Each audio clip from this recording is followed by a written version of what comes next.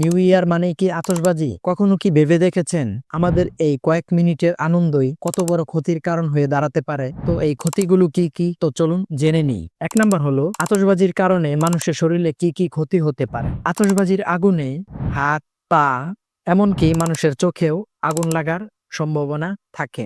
এতে বড় ধরনের দুর্ঘটনাও ঘটতে পারে। তাই আতশবাজি না ফুটিয়ে ভালো কিছু করার চেষ্টা করুন। 2 নম্বর হলো বাতাস দূষণ এবং শ্বাসকষ্ট। আতশবাজির ধোঁয়ায় মারাত্মকভাবে বায়ু দূষিত হয়।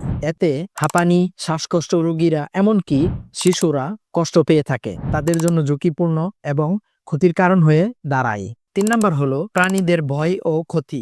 এই আতশবাজির বিকট শব্দে রাস্তার কুকুর, বিড়াল, এমনকি পাখিরা ভয়ে তারা দিশাহারা হয়ে যায়। অনেক প্রাণী হারিয়ে যায় এই শব্দে, আহত হয়, এমনকি মারাও যায়। তাই এগুলো থেকে বিরত থাকবো। 4 নম্বর হলো শিশু ও বৃদ্ধদের মানসিক চাপ। আতশবাজির হঠাৎ বিকট শব্দে শিশুরা আতঙ্কিত হয়, এমনকি বৃদ্ধ বয়স্ক রোগীরা কষ্ট পেয়ে থাকে এবং তাদের রক্তচাপ বেড়ে যেতে পারে, বড় ক্ষতির কারণ হয়ে দাঁড়াতে পারে। তাই এগুলো থেকে বিরত থাকবো। 5 নম্বর হলো পরিবেশ ও দীর্ঘমেয়াদী ক্ষতি। এই আতশবাজির বর্জ্য মাটি ও পানি এবং বায়ুকে দূষিত করে। আমাদের এই এক রাতের কয়েক মিনিটের আনন্দ ক্ষতি হয় বছরের পর বছর। কি পরিমাণ ক্ষতি হয় যা আমরা কল্পনাও ভাবতে পারি না। আমরা এই আতশবাজি থেকে বিরত থাকার চেষ্টা করব এবং ভালো কিছু করার চেষ্টা করব।